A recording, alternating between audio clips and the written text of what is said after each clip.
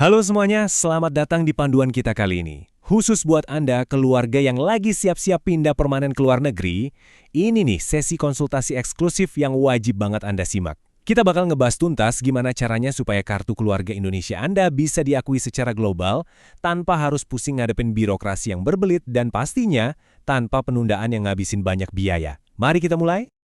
Pindah ke luar negeri itu emang seru, tapi jujur aja, ngurus birokrasinya sering bikin deg-degan kan? Kalau Anda merasa cemas mikirin urusan visa keluarga, imigrasi, atau gimana caranya daftar sekolah buat anak-anak di negara baru nanti, tenang. Penjelasan visual ini adalah peta jalan Anda menuju kesuksesan relokasi. Di sesi hari ini, kita punya cetak biru yang padat. Mulai dari apa itu apostil, urusan dokumen digital, proses aplikasinya, estimasi biaya dan waktu, sampai cara menghindari jebakan-jebakan administratif yang sering banget bikin pemula tersandung. Oke, kita langsung masuk ke bagian pertama, Moving Abroad, the Apostille. Mari kita kenalan dulu sama pahlawan utama kita di proses relokasi ini. Jadi, apa sih apostil itu? Singkatnya, ini tuh semacam stempel sakti. Sebuah pengesahan resmi yang ngebuktiin kalau tanda tangan atau stempel di dokumen publik Anda itu beneran asli dan diterbitkan sama instansi yang sah. Hebatnya lagi, stempel ini langsung diakui sebagai segel persetujuan universal di lebih dari 125 negara anggota Konvensi Den Haag. Keren banget kan? Coba bayangin deh, dulu legalisasi dokumen itu kayak mimpi buruk. Anda harus bolak-balik ngurus ke Kemenkumham, lanjut ke Kemenlu, terus masih harus ke kedutaan besar. Bikin capek dan keluar banyak uang. Tapi sekarang, wow, ini benar-benar game changer. Semuanya udah diringkas jadi satu pintu yang super efisien lewat portal Kemenkumham aja. Nah, kenapa kakak apostil ini super penting? Gini, buat Anda yang mau bawa keluarga, dokumen ini mutlak dibutuhin untuk ngebuktiin hubungan keluarga demi dapetin visa tanggungan, atau buat daftarin anak-anak Anda ke sekolah di luar negeri sana. Intinya, tanpa dokumen ini, urusan imigrasi keluarga Anda di negara tujuan bisa benar-benar macet total. Lanjut ke bagian kedua, dokumen digital dan validasi. Di sini, kita bakal lihat PR, alias pekerjaan rumah apa aja yang harus Anda beresin sebelum berani buka portal aplikasi Kemenkumham. Anggap ini sebagai daftar periksa prapenerbangan Anda ya. Siapin dokumen-dokumen digital ini dengan rapi. KK Dukcapil yang valid, KTP atau paspon, file scan PDF atau JPG dengan resolusi tinggi, dan surat kuasa kalau Anda diwakili oleh agen. Oh, satu hal lagi yang krusial. Pastiin email Anda aktif.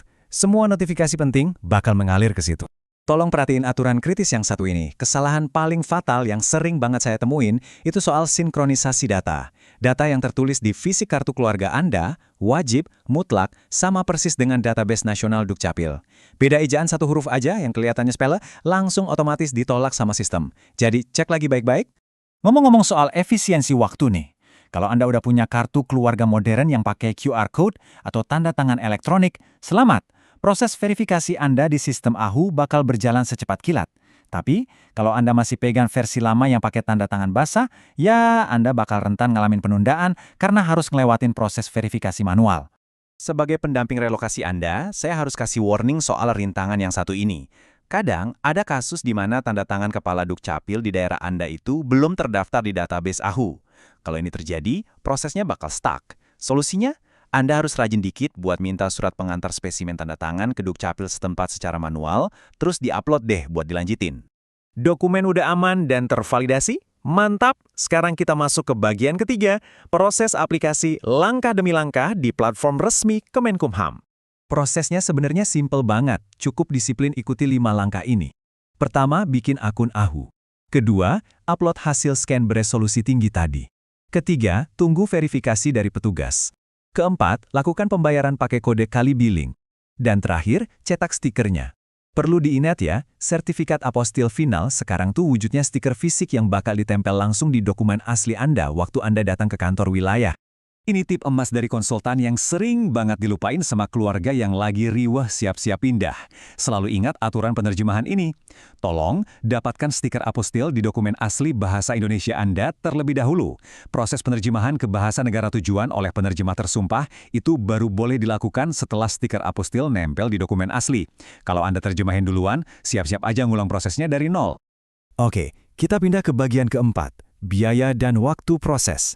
Biar Anda bisa merencanakan jadwal kepindahan dan beli tiket pesawat tanpa stres, kita harus tetapkan ekspektasi yang jelas di sini.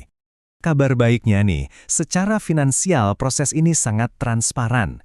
Intinya ada biaya tetap penerimaan negara bukan pajak yang cuma Rp150.000 aja per dokumen. Pembayarannya juga gampang dan aman, bisa lewat Simponi atau MPN G3. Terus, berapa lama sih prosesnya? Nah, dengan asumsi Anda ikutin semua saran tadi dan nggak ada error data administratif sama sekali, seluruh proses ini umumnya kelar cuma dalam waktu 4-5 hari kerja aja. Ngebut banget kan? Sekarang, kita sampai di bagian penutup yang paling krusial, yaitu bagian kelima, menghindari jebakan administratif. Mari kita bahas trik-trik buat mengakali masalah birokrasi yang sering bikin gagal.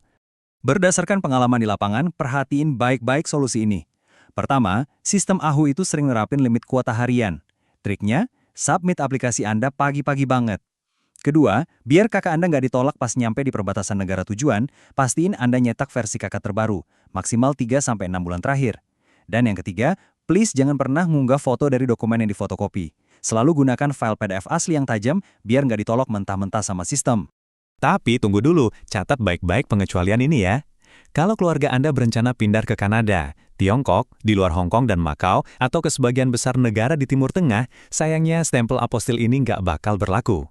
Anda terpaksa harus kembali ngelewatin jalur legalisasi tradisional yang panjang dan melibatkan 3 instansi tadi. Yang akhirnya membawa kita ke satu pertanyaan terbesar di akhir panduan ini. Udahkah Anda ngecek status apostil dari negara tujuan Anda?